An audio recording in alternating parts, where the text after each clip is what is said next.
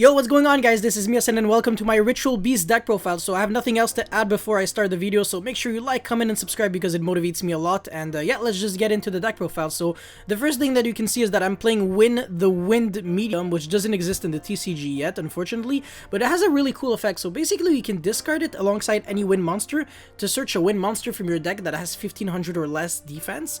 So you can pretty much search almost every single card in the archetype. Like, you can search Tamer Elder, CANNAHAWK, or Rempengu, which is very important because they are like the three best starter cards. So the fact that it just grants you more consistency is definitely always welcome. But if you want to play the deck right now and you don't want to wait, you can play probably like 3 other hand traps instead. So yeah, it just makes the deck a bit better going second. I wouldn't play Called by the Grave because this deck is already very good at playing through like hand traps. Like Ash doesn't really do much. Same thing with Valor because the CANNAHAWK can just quick tag out. So it's just, I just feel like I never really had any flaws with any problems with hand traps, sorry. But just playing more hand traps to make sure that this deck can actually go second is definitely like a good strategy. So for the Spiritual Beast monsters, you can see that I'm playing 1 Apelio, 3 Rempengu, and 3 CANNAHAWK. So Apelio is actually like kind of the brickiest one because it doesn't really do anything on its own. However, it's like one of the best ones when you actually get your stuff going because it makes every single Ritual Beast monster that you already control and that you're about to summon gain 500 attack for the rest of the turn, which is like very impactful because it allows you to push for game. Imagine when you have like a full board of like 5 Ritual Beast monsters on the field, which is generally very easy to do because this deck is actually insane at spamming boards. So you know, that can definitely happen. You know, this deck is definitely a threat to be reckoned with, honestly. So yeah, 3 Rempengu, of course. It's like a Foolish Burial-esque. Actually, I want to say it really resembles the effect of Lunalight Kaleido-Chick in a way. Like the fact that it sends a monster from your extra deck and then from the deck. Kaleido-Chick, it's kind of different because it gains the name and it stands for cost. Rempengu doesn't send the monster from your deck to as a cost, so you know that's kind of big, but it's just it's the closest thing there is to that. And CANNAHAWK, unlike Rempengu, which is mostly a Foolish, CANNAHAWK is actually the exact same thing as Gold Sarcophagus. It literally has the exact same effect. It's just for any Ritual Beast card, but like there is no difference. It's you get back the card in your second standby and you banish the Ritual Beast card. You couldn't ask for anything closer to Gold Sark. Tamer Elder, this is the double summon of the deck. So once again, nothing too specific to mention about that. Remember that every single ritual or spiritual beast monster can only be special summoned once. So this is the reason why a lot of people actually cheated with this deck. People would just they would just hope that their opponent wouldn't really keep track, and then they would summon the same monster like twice, and then like you would randomly have like 3 searches with CANNAHAWK when you really are only supposed to have like 1 or 2 searches. So this deck was really abused by cheaters, and also a lot of weird people played this deck, honestly. I don't know, Ritual Beast was kind of whack back in the days, but I mean, I don't know if things are gonna change now. Hopefully, I mean, you know, hopefully people learn from past mistakes, but yeah, I really hope everybody gets to like understand what this deck does to not get cheated on, because it was a huge problem. Like it wasn't just a small thing. Like cheating with Ritual Beast was one of the biggest things in the game. So yeah. I'm playing 1 Wen and 1 Lara for the Ritual Beast Tamers. So Wen actually allows you when Wen is summoned, you get to revive any Ritual Beast monster from your banished, and when Lara is summoned, you get to revive any Ritual Beast monster from your graveyard. This is important because, you know, both of the monsters that you revive, they are from the grave or the banished. They're a Ritual Beast monster, and they do not have to summon in defense. So in other words, you can actually summon back Kumon Falcos, or Kimon Falcos. Yeah, Kimon Falcos back from your grave or banished in attack, and the effect is not negated. So that's actually kind of nasty. These cards are actually quite sick, and the fact that you can actually get like an extra normal summon with Kimon Falcos and then summon them and then summon back another thing, you know, it's the proof that this deck is just like very good at exploding and dealing like so much damage. And obviously you can get like 4 searches with CANNAHAWK after like turn 1. This deck is really crazy. It snowballs like in card advantage like there's no tomorrow, so yeah. And then for the only hand traps that I played are 3 Ash and 3 Infinite. Once again, Win can just be like another playset of hand traps like Valor or DD Crow. Yeah. Not DD Crow, honestly. It kind of conflicts with the Dimensional D-Fisher and Macrocosmos, but I mean, whatever. It's just, if you draw DD Crow and these two cards, then your DD Crow is just gonna sit in your hand and not do anything, but yeah. For the spells, I play 3 Pot of Extravagance. You can also play 3 Desires. It's just that you do have some one-ofs. Oh, by the way, I forgot to explain Winda, sorry. Winda is actually the most unique card. It's the combination of a Ritual Beast Tamer and a Spiritual Beast. So, whenever you see a card that says you can summon 1 Ritual Beast monster and 1 Spiritual Beast monster, Winda is actually like the in-between kind of card. You can actually treat it as either one, which is actually really, really sick. And it doesn't really have like an effect that resembles the other cards, but when it is destroyed by battle by card effect, by your opponent's card, you can summon like a Ritual Beast monster from your extra deck, ignoring the summoning condition. So obviously, if you summon ULTI-CANNAHAWK ignoring the summons conditions, it doesn't work, because ULTI-CANNAHAWK only gets the negation effect when it is summoned the proper way. So even if you summoned with Ritual Beast Bond, it also does not work, if I recall correctly. So yeah.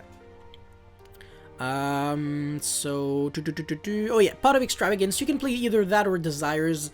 Once again, the one-ofs are kind of just scary and bait to banish, but if you don't really care, then that's not a problem. But Extravagance is just like perfect, because you only need 1 CANNAHAWK to play, and just look at the amount of surplus like extra deck cards that we're playing. You can really definitely afford to banish like 1 or even sometimes 2 of each. And if you don't want to play like Lightning Shidori and Tornado Dragon, no problem.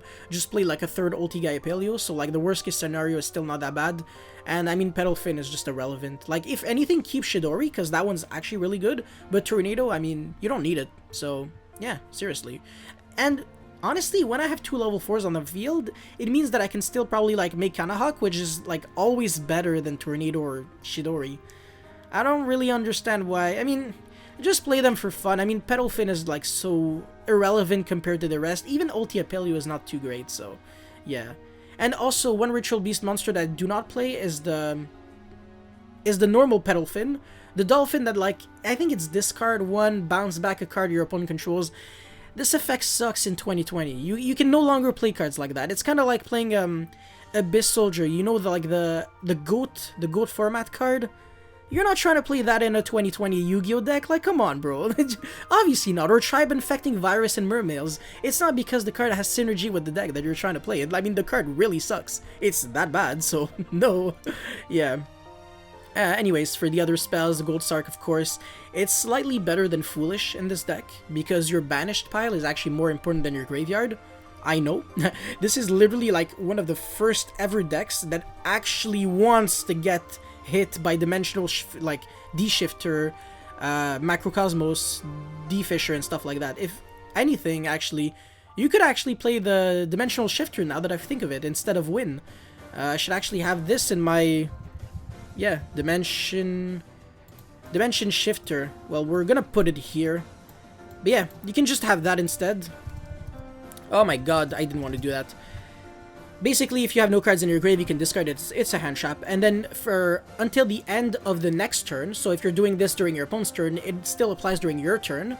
Cards that should be sent to the grave are banished instead, so it's basically the exact same effect of Macrocosmos. D-Fisher has a slightly different effect because it only affects monsters, but D-Fisher, since you can actually use it right away, it's really cool because you can actually play around some hand traps, because a lot of, well, not a lot of hand traps necessarily, but a few hand traps, they don't say you can discard this card to do this. They say like you can send this card from your hand to the grave to do this, and it is a cost to send from their hand to the grave. Or even if they say, like, you can discard this card from your hand to the grave, like DD Crow. It doesn't say send, it says discard, but it still has to be sent from the hand to the grave, like discarded. So under D-Fisher you can't, because the cards have to get banished instead, so you cannot fulfill the activation cost.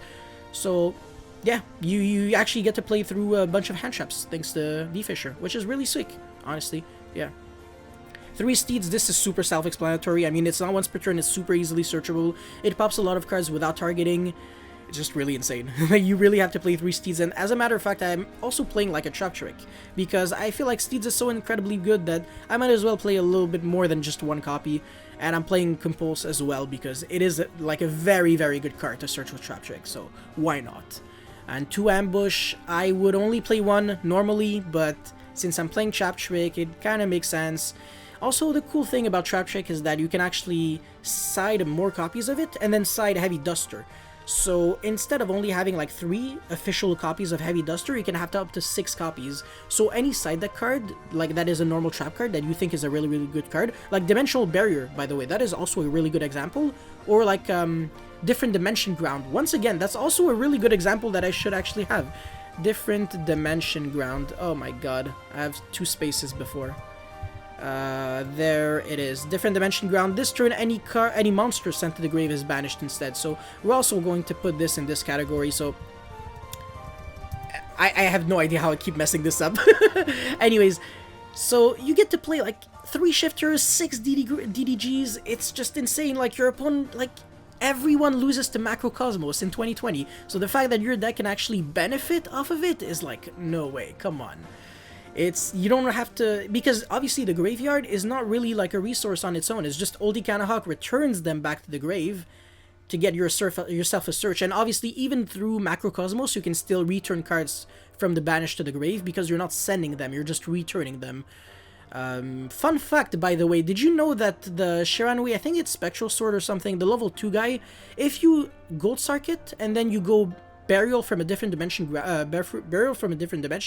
put it back in the grave, you can actually use the effect right away. It's crazy because it was never sent to the graveyard that turn. So because the card has a condition that says you can only use this effect like the turn, like after the turn it was sent to the grave. But yeah, anyways, so yeah, I feel like I already explained everything here. Solemn Strike, I mean, when you're playing Steeds, Solemn Strike is like, it's just a given. For me, it's way too obvious, because when you're going second through a board, you can like summon 2 Ritual Beast monsters, and then set Steeds, set Strike, and then you use Steeds, they use like a monster effect to negate, and then you change Strike. So not only do you actually get rid of that monster, the Steeds is still resolving, and they can't do anything about it, because they can't negate it since you striked, and it's Chain Link, Spell Speed 3.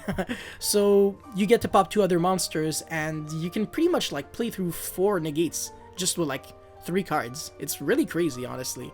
So definitely something to keep in mind.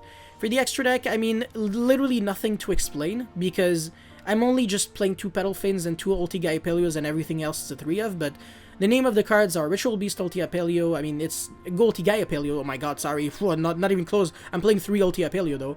But 2 Ulti-Gaia Paleo. This is your Omni-Negate for the deck, and it also has a lot of attack. It's the only monster that actually cannot tag out, which is weird, but whatever. I mean, I don't care. Ulti-Paleo, I mean, it's a beater as well, so it has a lot of attack. And when it attacks, it is unaffected by card effects, I believe. Yeah, other card effects, so it's not really like the Ancient Gear monsters, but it's similar to that. Yeah.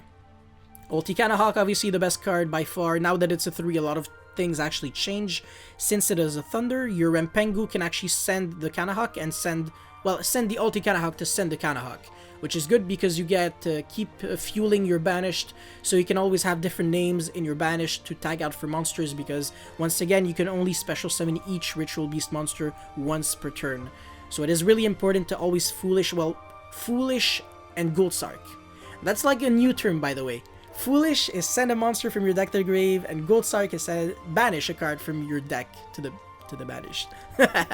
Yeah, 2 Petal Fins, I mean, I'm not even gonna read this card. Basically, it's just like can't be destroyed by card effects, and that's it. And it has a big booty, so yeah. A Tornado, Lightning Shidori, shoutouts to Sasuke.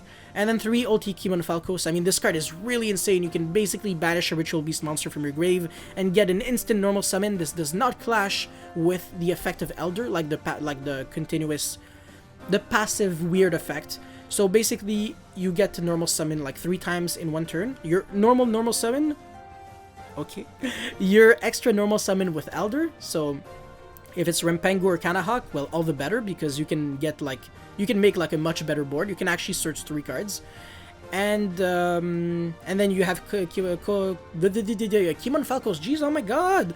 But yeah, basically, this is really similar to, you know, Chudrako Heritage and Disciples? It's basically the same thing. They say like you can immediately after this card resolves normal summon a monster. It's not like this turn you gain an additional normal summon. You can only gain this effect once per turn. Like, you understand what I'm trying to say? Because obviously if you have 2 double summons, they don't synergize with each other. It's still you can only summon 2, but Kimon Falcos is like immediately normal summon. So yeah, they did a great job actually at just giving the deck more power and stuff like that. So yeah. Anyways, the idea section is the final thing that I'm going to cover here. So Nibiru, there's a cool play that you can do basically where you can tag out your, like, either your Kimon Falcos or like your fusion monster during your opponent's turn, and then she Nibiru. So you Nibiru the whole turn, you Nibiru the whole board, and then you summon back your monsters from your tagged out fusion or link monster. So that's cool. I don't have any idea why Phantasma is here. Upstart clashes with Extravagance, but you can definitely play it with Desires. You can do 2 Desires and 1 Upstart, by the way, if you're scared of mass. So yeah. Foolish Burial, this is only good if you're playing 3 Lara, but if you're not, it's not worth it. So I wouldn't do it, honestly. Yeah. Heavy Duster with Trap Trick, I already explained that, and different Dimension Ground and Dimension Shifter. I already kind of explained it in a way. Once again, Wind can definitely be swapped out for Dimension Shifter. I think it would definitely make sense. So that is all I had to say for this deck profile. If you have any comments or feedback, let me know in the comment section below. And once again, don't forget to like and subscribe because it motivates me a lot to keep making videos like these. And yeah, thank you very much for watching, guys. It is Yasin signing out. Peace!